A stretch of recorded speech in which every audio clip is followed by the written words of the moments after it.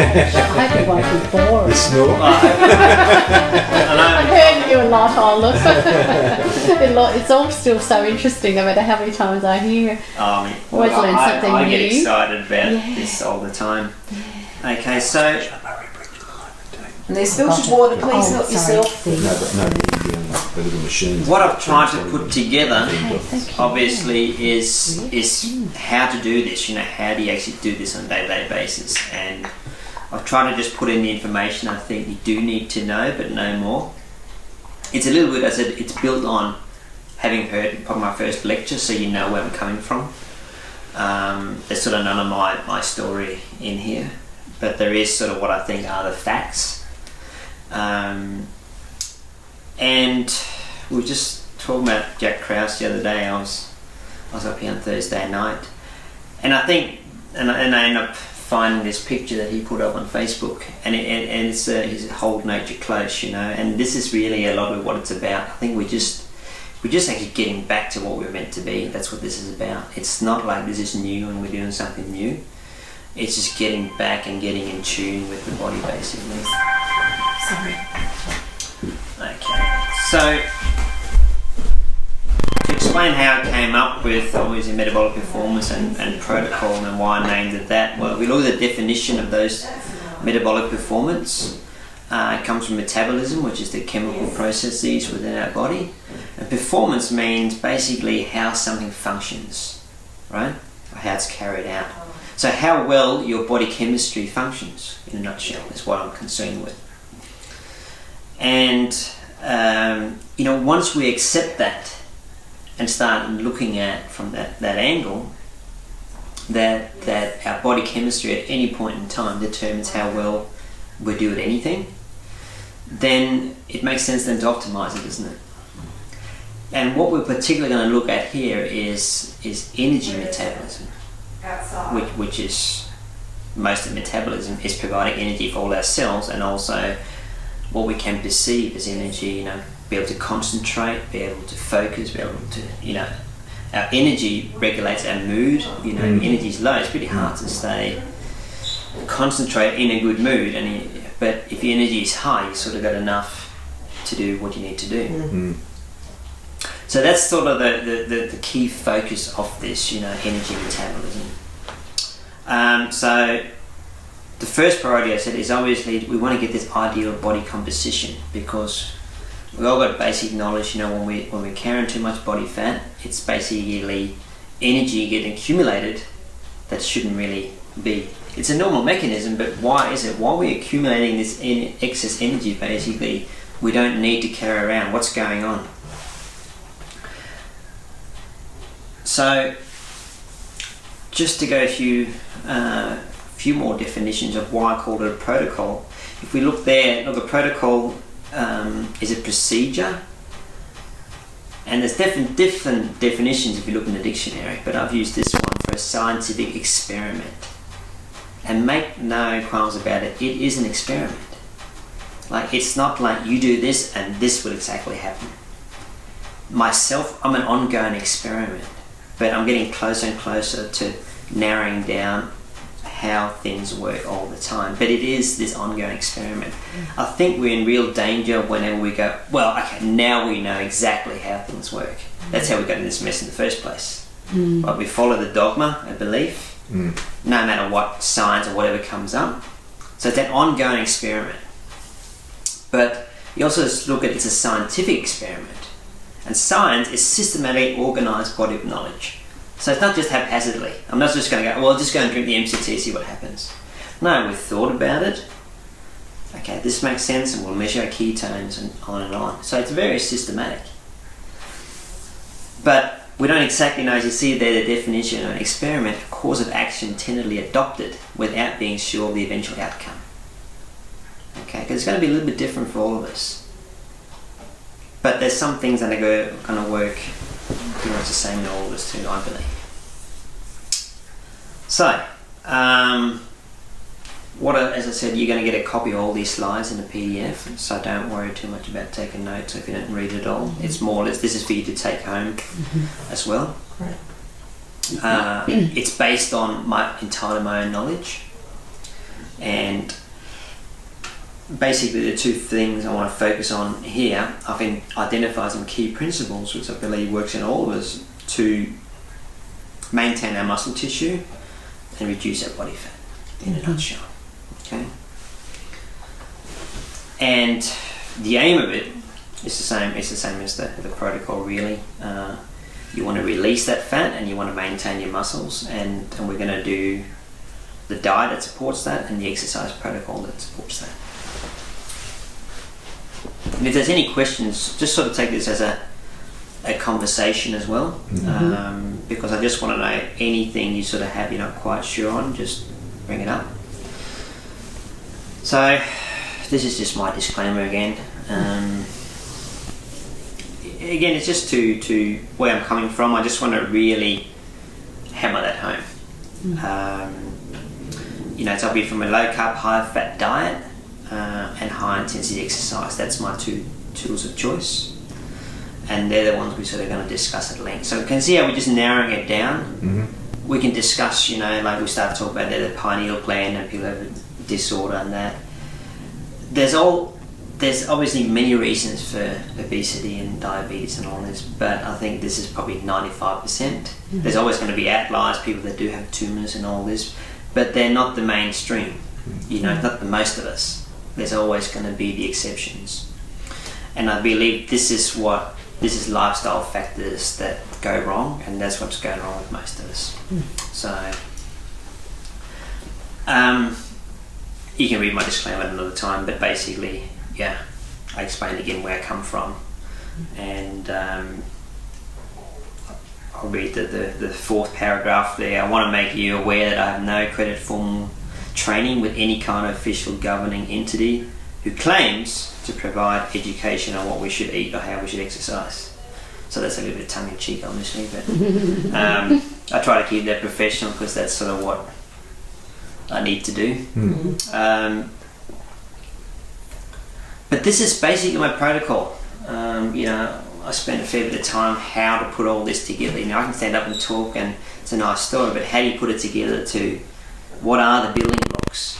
Okay, so I believe this is where it starts. It starts here, sleep and stress. Like see those little arrows? It's basically how I think we should progress.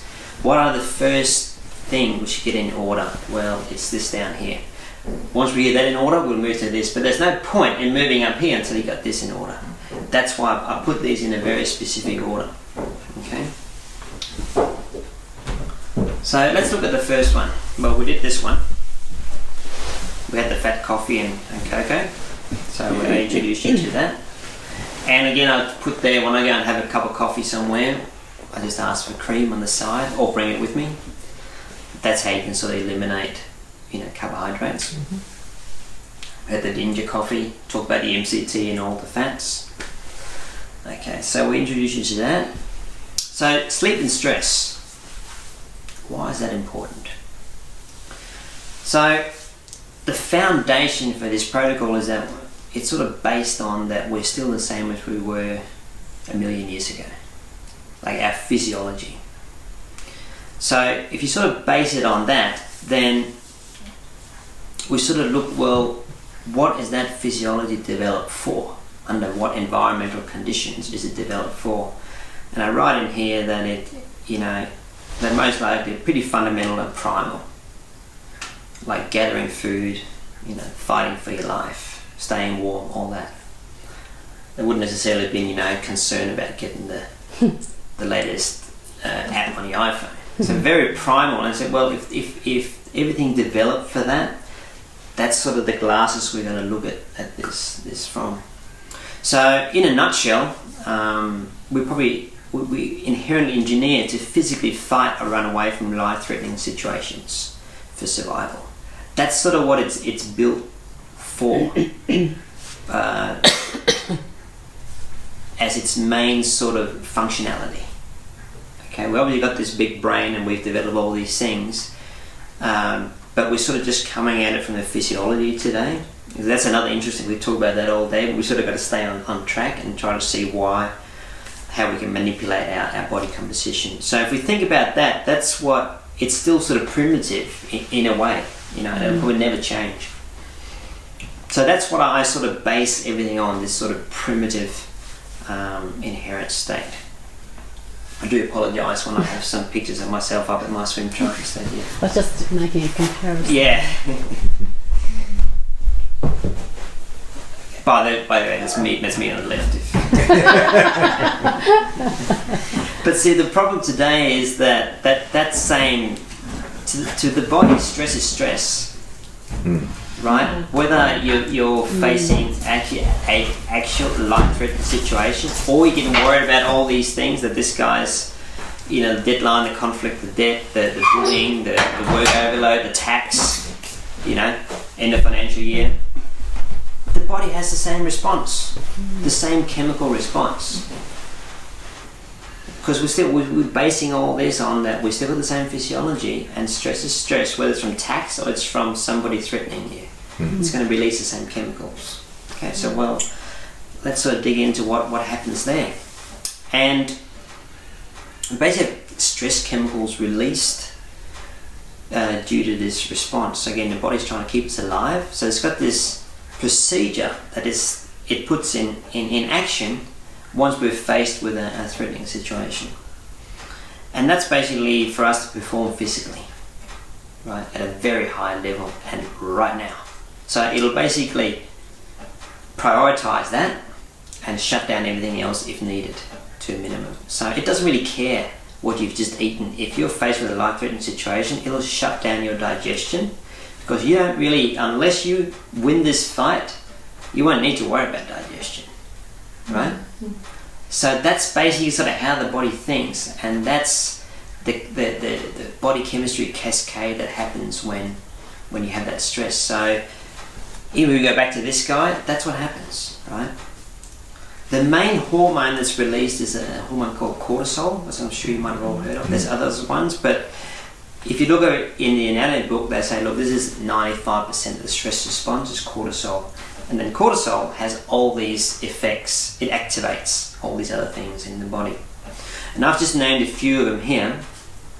It activates something called gluconeogenesis, which basically means generation of glucose, generation of sugar in your body. So you have sugar stores. We are going to talk more about that.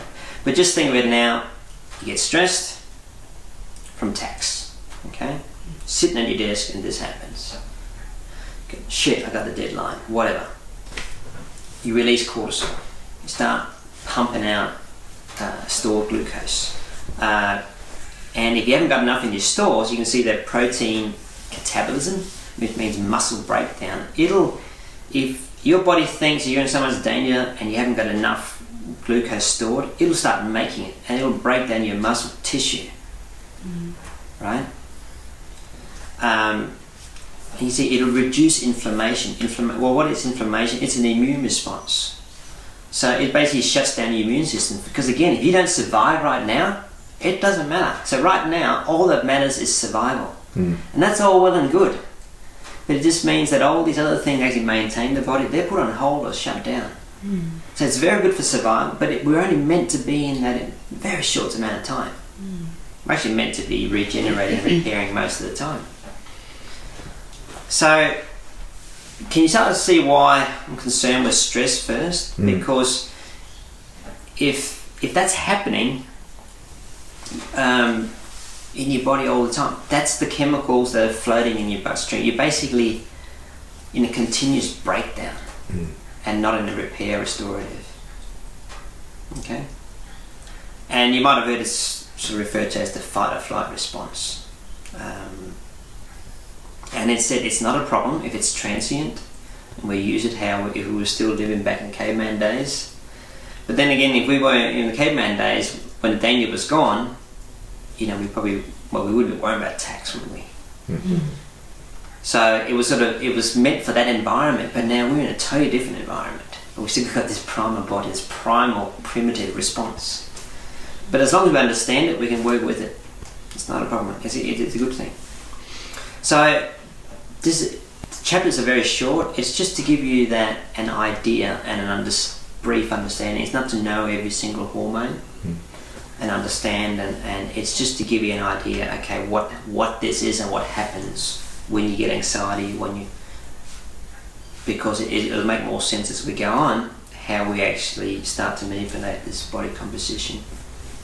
So I put up these in a nutshell. They're sort of like, if you just want to flick through this at your own pace, you can just sort of read those. They're basically just a summation. If your body's in a state of stress for too long and too often, it'll be pretty much impossible to successfully implement the methods of the metabolic performance protocol to improve body composition and overall function. That's why I put this one at the bottom. If you don't keep this one in mind, it's going to be very hard to do everything else. Okay? Any questions so far? No, all makes sense. Makes sense. And that's, it's not about the detail, it's just about that overall understanding. And bit of repeat what I just said. There's even, you go into an anatomy book, there's a term they call exhaustion if you're in this state for too long. And it's, again, you're wasting muscle, you're suppressing the immune system, ulceration of the gastrointestinal tract, your digestion shutting down, failure of the pancreatic beta cells, pancreas start to fail. This is just it's not that anything's wrong, but it's the result of being in this state constantly. Okay? But it's not actually the body's doing anything wrong, it's just responding to the environment we're putting it in. And this state was meant to be very brief, transient, happen every now and again. Well, if you're probably in life danger all day, every day, you're probably dead as well. But we're sort of putting in our body, we're flooding our system with these chemicals on a daily basis. And that's a problem. Okay, so whatever we can do to eliminate as much of that, and at least start to be aware of it, that's because otherwise a lot of this won't work. Okay, so it's just a big one to keep in mind. Now it's see if they are call it sleep and stress, so there's something about those two going together, I believe. This is just another example of stress. Well, digestion shuts down, that's a picture of your colon and things moving through by peristalsis, which is basically just the muscle contraction relaxation. What do you think of that? What do you think happens there that shuts down for too long? What's going to happen to this food there? So is there any wonder we get digestion problems when we get stressed for too long? Yeah. So you can sort of just imagine what all these basic functions shut down. Not a good thing. Okay. So what about sleep? Sleep's a really interesting one. And I was at a conference actually recently. I was telling somebody with Dr. Perlmutter. We had time I'll show you a 10-minute interview I did with him. But there's also a guy doing almost a whole segment on sleep, and he showed actually this particular slide. But it's that I never actually realised how important it was either, or what happens, and I still don't. But when you start looking at hormones and everything, body chemistry just a little bit, and you dig into sleep, we have this sort of natural cycle where especially those stress hormones drop off, and that's when we do the majority of our repair. And it's roughly between 10 p.m. and 2 p.m. is where they drop off the most, and that's when your body just gets in and really repairs. And it sort of makes sense again from an evolutionary standpoint that we would need to repair, but we would need to be alert a lot of the time. But we would need to repair, so at night time is maybe when we could hide from our enemies and curl up and repair a bit. But can you see if they drop off and you've got that window there between 10 and 2, what about if you miss that window and you've got a natural cycle that follows the day? That doesn't come back till the next day. So you're for a night shift worker, that's a really exactly, yeah. And if this is this is referred to as a circadian rhythm. There's a normal rhythm that follows the day, and if the hormones, we can manipulate them with diet and whatever, but there's also a rhythm that just follows the day, which we can't manipulate. Then we sort of have to adapt to it. and respect it if we want the maximum performance of our bodies, don't we? Mm. So it's just a really thing to keep in mind. And now, look, one of the things I enjoy the most is a good night's sleep, because we all know how you feel different in the morning when you slept really well and you're well rested, and when you're not. I mean, there's a whole science behind sleep. You know, I've only started looking at it. I just know that if I get a restless night's sleep, my blood sugar will be higher. Right? I mean, this is just me mucking around a little bit. It's not really scientific. It's scientific to me, but that's consistent. And that means to me, well, okay, it's pumped. It's receiving. It's stress. Maybe I didn't sleep because I was afraid somebody was going to come and get me, and that's why I had to be alert. But so I'm not really repairing. I'm staying alert. I'm back in that primal mode, and when I'm over at that mode, I'm not repairing as well. So it's something to be really, follow that rhythm if we can. Again, this is just really me writing out what we just talked about. Again, you don't really want to miss that window of opportunity of sleep. And again, if you've got glucose circulating in your bloodstream because you just didn't sleep enough, it's going to be pretty hard to lower your blood sugar, no matter what you eat. So it's almost like this internal thing that that's besides the diet. We're going to affect that blood sugar by eating carbohydrates, or we can just get stressed out. It doesn't matter what you eat. You're still going to be better off on a low carb, high fat diet, I believe. But it's just like you can do all that to a T. If you don't sleep and you're stressed,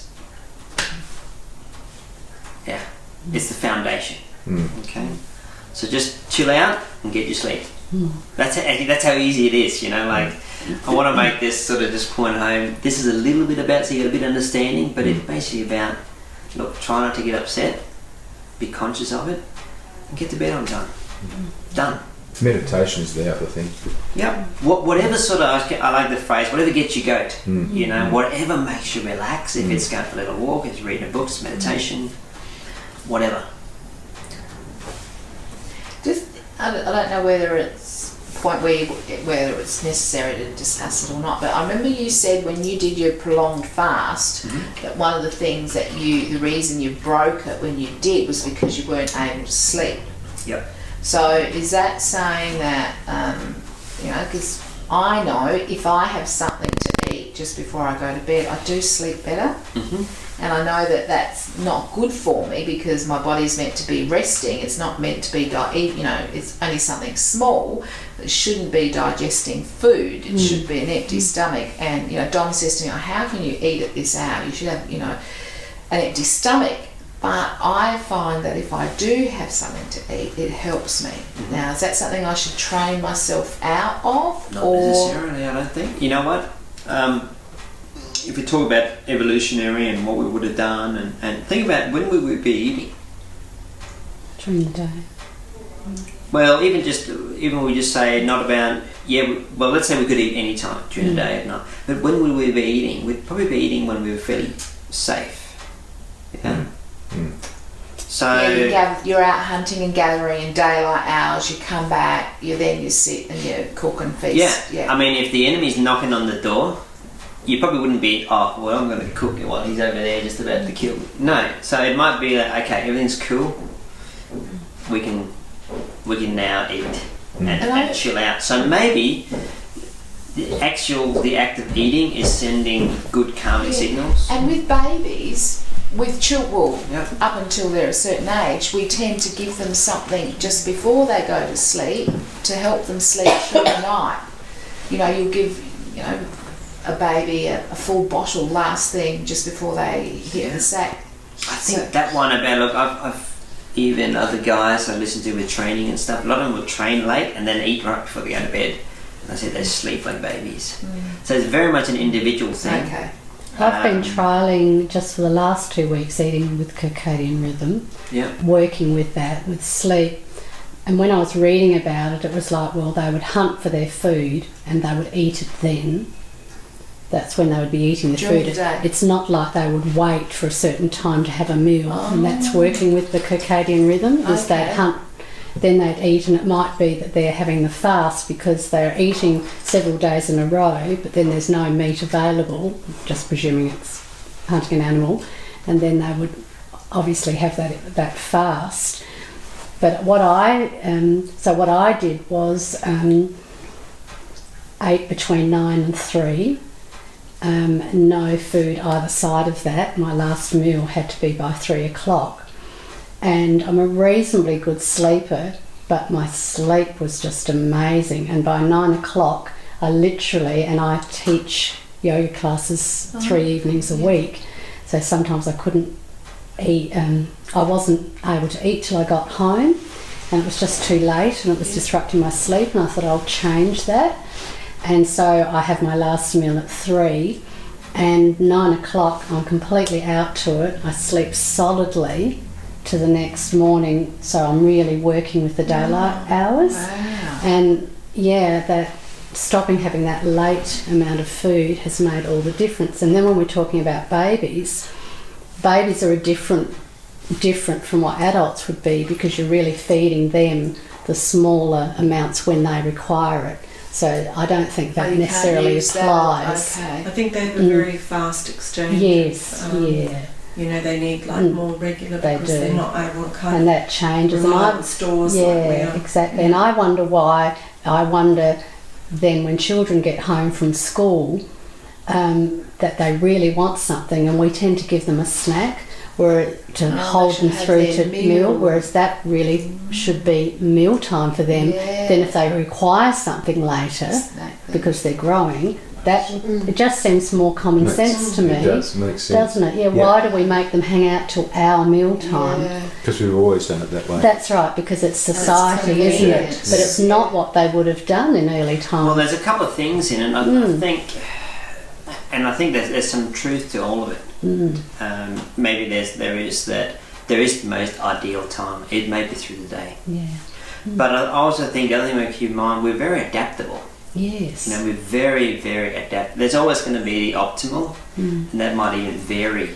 And you know, we all obviously we all follow the same day, but how long we've been doing a certain routine has also changed us as individuals, and adapted around the day. So you just got to always keep that individual thing in mind. Like I said, recent guy I listened to, a guy with exercise, you know, and he said, well, he works out late at night, and then he has his meal at 9 at night, and he sleeps like a baby, and he knows, you know, the guy is like 5% body fat, and he says he's worked out how that works. But see, that's very specific also. Like, who would go and he has this hard workout where he can hardly walk. He knows the best way to recover is go to bed, eat, and then go to bed. But see, that's a very specific routine to him. Yeah, and maybe because he's 5% body weight fat, he can do that. Maybe. Exactly. So it's sort of like we're all different here, different ages, different genders. So you sort of just got to take the broad principles, I think, and then that's why we call this an experiment to start with. This protocol is still an experiment. Yes, there's some guidelines, I think, here, like sleep and stress. I think across the board that's going to benefit all of us, right? No matter who we are. Okay, that's sort of what I'm trying to get. We just got to, but how we do that? Do we do meditation? Do we sleep a bit longer? Do we read a book? That can be individual, but it's still the same means to the same end. You know, reduce your stress. However, what's going to make you sleep, you know, solidly for those 7-8 hours? Well, if it helps you to eat, you know, between 9 and 3, and that works for you, that is your protocol probably. You know, it's a little bit different for me because I have a different routine. That's different, and different age, different I gender. wouldn't have thought it would have made a difference. It's like that experiment for me. I think, I'll just try this and see what they're talking about. And wham, bam, it was like, whoa, that's a good experiment. But if it had been the person next to me, it may not have worked. That didn't work well for you, did it, Anna, when you tried that first fasting day you had, and you said you were awake all through the night? Really wired. And we're going to get to the fast. That's what so I know what you're getting at too. There's a couple of things, and I did a fast, and I wrote about how I couldn't sleep. But there's a couple of things. Is when you start producing a massive amount of ketones, they're a high energy source for your brain. So you're basically pumping out this energy, and then why the hell would your body want to rest? But you sort of got to look in the bigger picture as well. Well, when would you not be eating? You'd probably be, well, because there's no food about. So your body is giving you all, basically, again, it's a survival mechanism. Yeah, I'm not eating. I can't just lay it down because then I starve to death. I need to have actually perform quite well to go and get some food and sustain myself at that high level performance for a long time.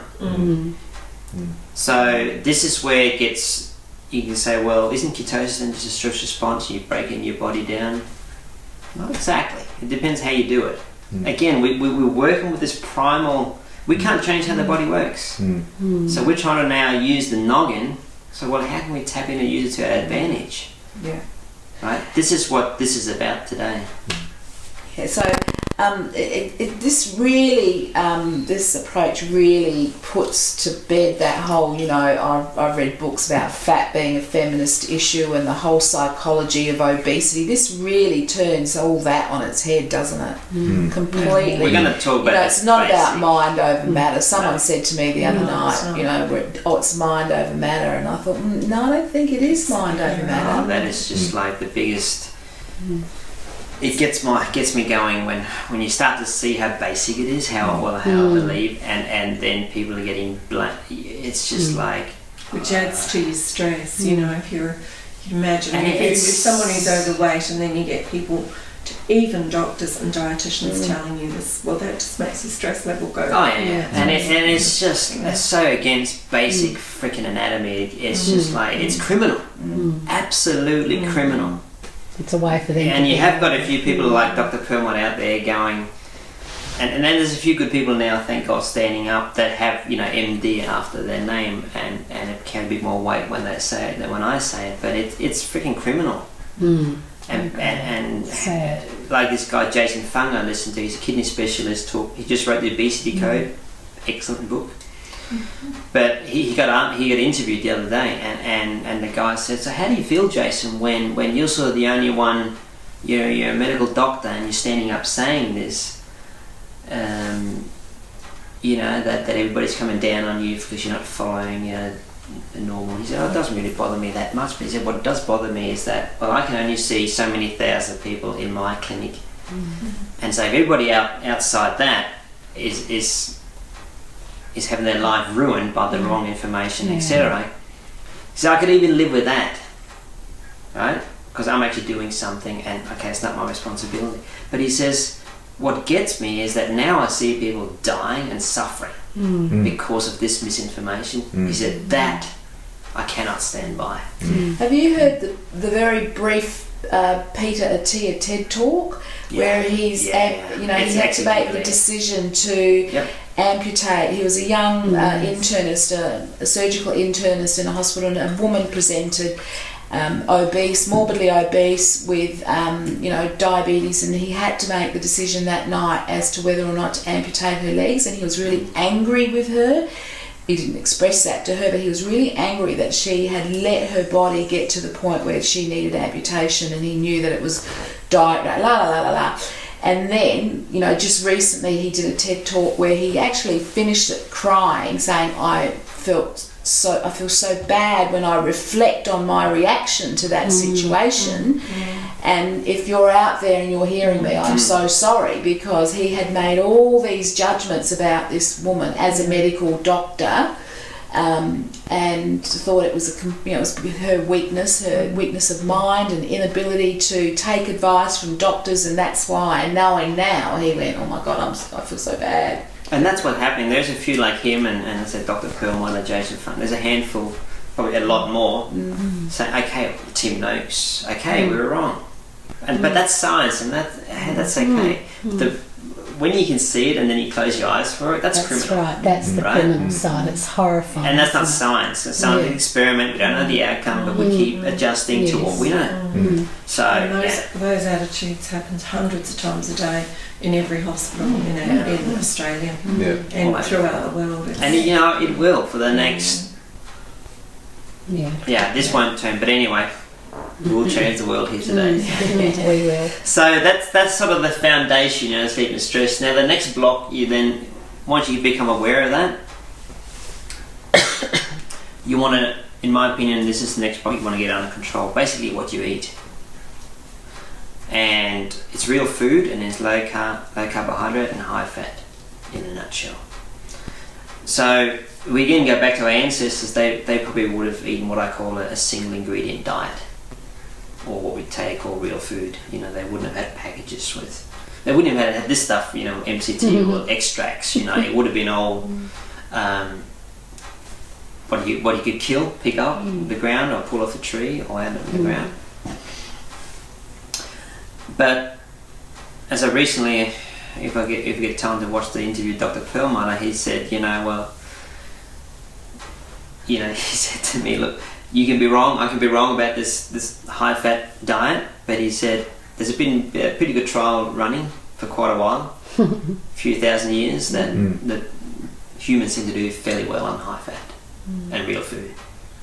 So that's sort of, as I write here, that probably will never be a clinically double-blind trial and definitive proof, but it's good enough for me to be eating real food forever.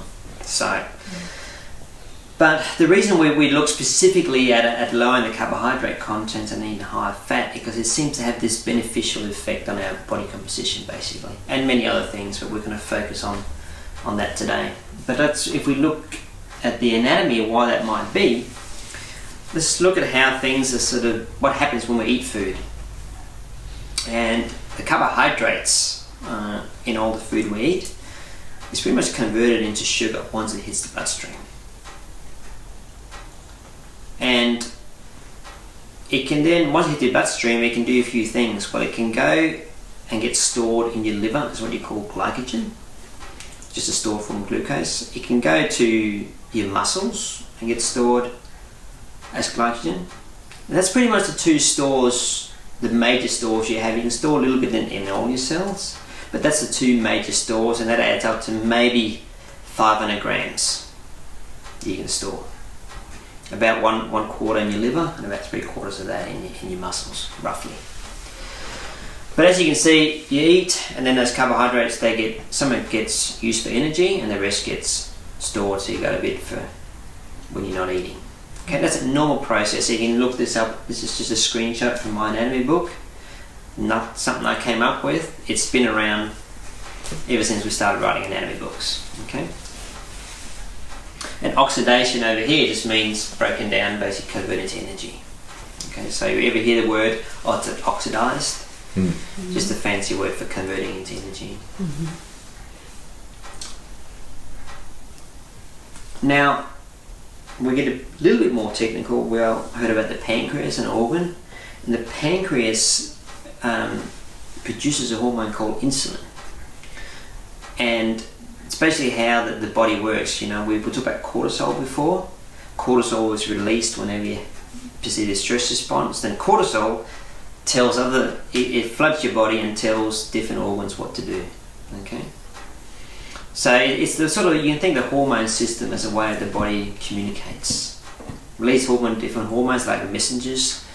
They go on to other organs and they tell them what to do, and so on and so on. So what happens is that when you eat sugar, that sugar needs to be told where to go, and insulin does that. Okay, it's made in your pancreas. So as blood sugars start to rise, insulin's released, that pushes that into the cells, pushes the sugar into the cells. So we're just looking at carbohydrates right now. But these are both screenshots from my anatomy book, and we can see this is pancreatic cells, and you can see that there's actually two hormones the pancreas make. There's more, but these are the ones to do with energy metabolism. And if we look at under insulin, we can see basically the effects of insulin, and we can see there how it accelerates facilitated diffusion of glucose into the cells. So it pushes the glucose into the cells. It also stores it, glucose to glycogen. But then we can see the bottom one there, it speeds synthesis of fatty acids, and we refer to it as a fancy word called lipogenesis. You look that word up, it's called the metabolic formation of fat. So insulin can make fat out of glucose. Okay? It's a very normal metabolic human body anatomy process that's been around for 1 million years. Even before we started writing an anatomy book, it was probably still happening. And it'll be happening for the next 1 million years. That's why diabetics on insulin have so much trouble losing weight. Because they're making Yeah, we can get fat. well, we can go to town on all that crap all day, and I don't want to get sidetracked because I really want to. But yeah, it's so this is. I'll have my little vent and then we'll go. But yeah, can you see how infuriating it is when somebody who's like me, who's not too smart, can look this up? Yes. And it's there in black and white, and you just got to go, The opposite. And it's an anatomy book. It's like far out. It's who's going to argue with that? Oh, that's not true, really. What part of this is not scientific fact? Never ever disputed. Never ever one exception has there been to the pancreas not producing insulin. Never ever. So it's pretty solid science if we want to talk about what's the evidence-based medicine today? Give me a break, right? Anyway, so you see where I'm coming from. I'm just going to try and bring everything back to this level because we can't go any further back than this. So that's what it does. That's what insulin will do. Okay, it'll make fat. And that's sort of the chart that goes with that. Again, a screenshot. So basically what happens is that, glucose comes into your bloodstream from your stomach. It can go, and let's say now your stores are filled up, your glycogen stores are filled up, all your tissues have got enough, they're all filled up, your muscles are filled up, and there's still some left over. Well, it can't hang around in their bloodstream. Your body doesn't like that. It's toxic, so this is why we have this mechanism. It can actually store it away. But as we said, this store is only 125 grams, and there might be 375 in your muscles. Where does the rest go? Well, as you can see, there's very simple pathways, but they all lead to the same place. We've just got this huge reservoir we can just keep stuffing into, but it's our fat tissue. And again, it's just very simple. I've obviously put these coloured arrows on there, but you can see how I've just followed the lines that was already there. And it's just what the body does. It's very smart. It seems like it's got this very smart mechanism for regulating the amount of glucose it wants in the blood at any given time. And basically, the amount of glucose you have in your bloodstream at any time, in your whole blood, I think we've got about 5 mils of blood or something like that. Does that sound right? Yeah. You have about 2 teaspoons, no more. So what happens when we go and eat 10? It's got to get into the tissues, right? Now they get filled up, and they can't take any more. So what happens? Right. So let's just go through them quickly because you can see the glucose can go to your liver. And there, the liver will convert it into fat molecules and send that to your fat tissue. Okay, we've heard about that before, and you heard the fatty liver sort of thing, and that might be why that's happening. So there's a very similar pathway there too. But you can also see there's a pathway directly from your blood to your fat tissue. If the pressure's on and your liver can't keep up and get out of your bloodstream, it'll just go straight to your fat tissue, and there's a mechanism in your fat tissue to then make it into what you call triglycerides. So it seems like there's a big safeguard against not having this glucose in your bloodstream at a high level of it. But here's the kicker too. Can you see how obviously we eat fat as well? What happens to that? Well, it can go and get stored directly as fat as well. So can fat make you fat? Absolutely. If I just told you this would be a very out of context thing to say. Okay, we're just talking about the mechanism now. So sugar can make it into fat, but fat can also get stored as fat, obviously. That's not the problem. The problem is that we can't release this stuff again. Okay? This is not actually the problem. We need to have this. So, because we're talking about a low carb, high fat diet, the main reason is to keep that will keep our insulin low, because the main thing that stimulates insulin in your diet is carbohydrates. So we cut them down, we're going to keep insulin down. And then we're going to limit lipogenesis, the formation of fat. We're going to limit, we take this out of the equation, we just use enough glucose for energy. Well, none of this is going to get in here and stored as fat. Okay? Then now you could say to the question, well, hang on, low carb, high fat, is this not still happening? Yeah, could be. Let's talk about that as well. But can you see how this is just to show you how it's no mystery how we convert sugar to fat. It's all in the most basic of basic anatomy books. Okay. Any questions at all? Clear as mud, as we usually say. And as I said, you have all these slides. You can send us a PDF. So high carbohydrate. I know I'm talking to the preachers to the choir. This is obviously the biggest culprits. But this is the one people say, well, what's that down there? Isn't that fruit juice? Isn't that good? Well, like I said in my talk here last night, you have this stuff, it'll do about the same as any of the other stuff. Yes, you might have vitamin C and minerals and all that, but if we're talking about driving up blood sugar, there's no difference between having that and having a Coke. Guarantee it. Okay? So basically, that's why we don't have carbohydrate in a nutshell. It drives up your blood sugar. And as we just talked about, why don't we want to do that? Because it drives up your insulin, which drives formation of fat. 1, 2, 3. Okay? Yep, come on. And the insulin drives down, attempts to drive down the blood sugar, doesn't it? Yes. So, accelerate diffusion of glucose into the cells. That's why it's doing it. I mean, we could talk about why, but it's basically, it says there's a reason that your body only wants 2 teaspoons of sugar circulating at all times.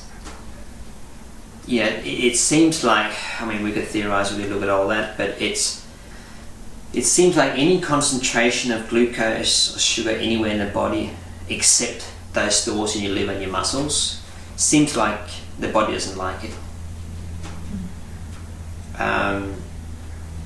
So that we just got to accept there's a reason for all the things the body does, and it just seems like this sugar level in the blood is regulated very tightly.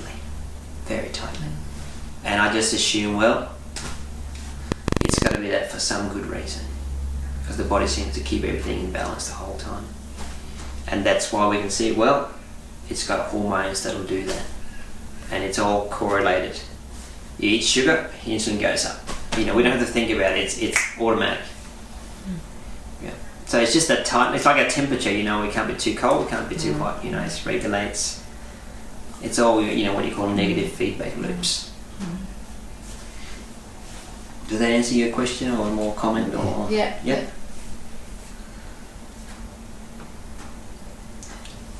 But this is the stuff we don't think about so much. No.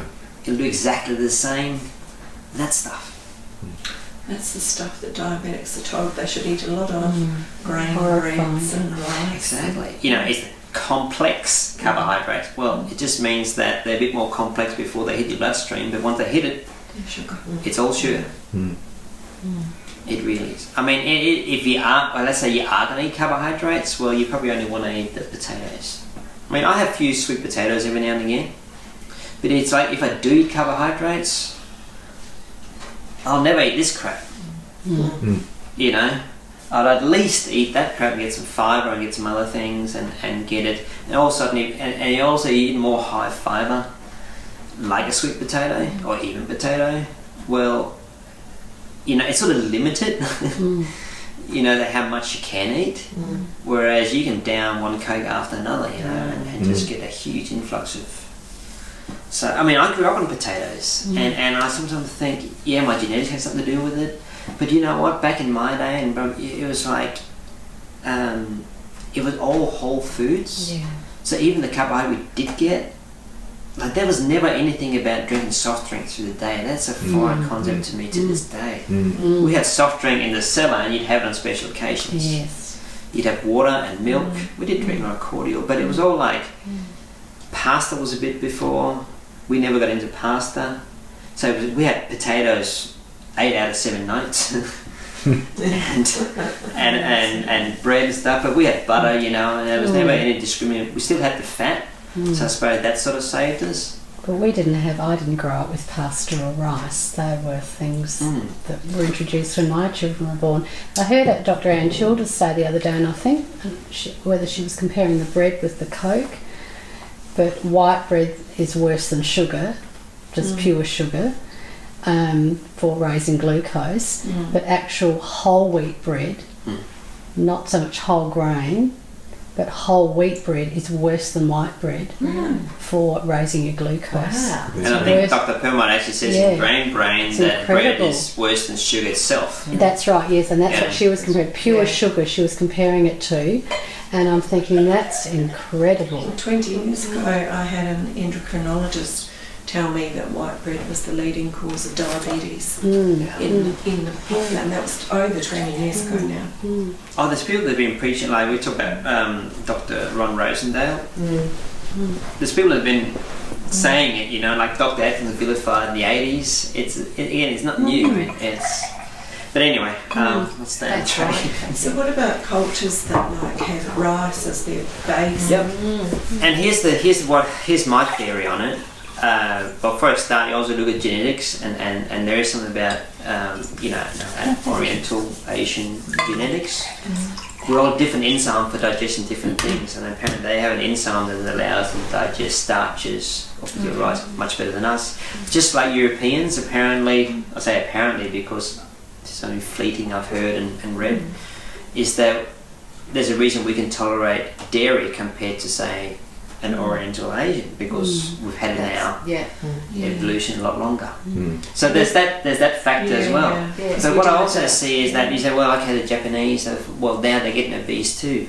Yeah, but they were probably fine while they were just having the rice. Yes. Well, now they're eating all this crap as well, and once you throw this into the mix, it skews everything. I mean, where would you ever pick any of this stuff off a tree? The Chinese and the Indians, they have one of the highest increases of diabetes incidence. The Indians is high. The sugar is so abundant, And that's not just about the sugar, that's about the lentils and all the grains and things they eat. But see, the way I see it, once you might be, if you just ate all that and never had any of this stuff, you might be right. But once you make yourself sick on this, then the lentils, the rice, the potatoes, the bread will then trigger. Right? But they're also forgetting that those Mediterranean people and the Japanese, then they were never eating the equivalent amount of rice that we would eat. They had mainly their meat was their fish.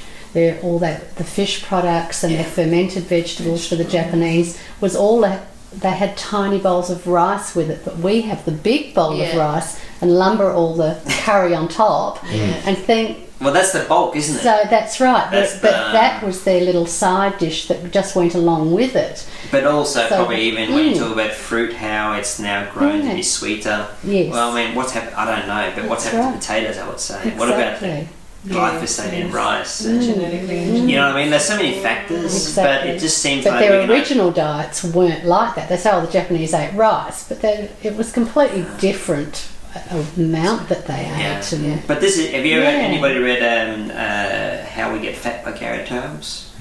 Why we get fat? Oh, I've heard Gary Taubes' stuff. He's sort of where I started. I read Dr. Perlmutter, and I got his book. But like you said, that's pretty much he's gone through the whole. It took him 10 years to write that book. And it's pretty much the chronology of what happened. It's fascinating, isn't it? But he said it seems like we can isolate the carbohydrate, but then there's why aren't the Japanese? Why aren't these? Why aren't that? But he said then we go back and say, well, where did the change happen to this obesity? Because they've been eating they've been eating rice for so many and lots of it. But what happened, and this is where he said we isolate that when the sugar and the big amounts came in, Yes. that was the change. Yeah. And now this stuff then makes you. That's right.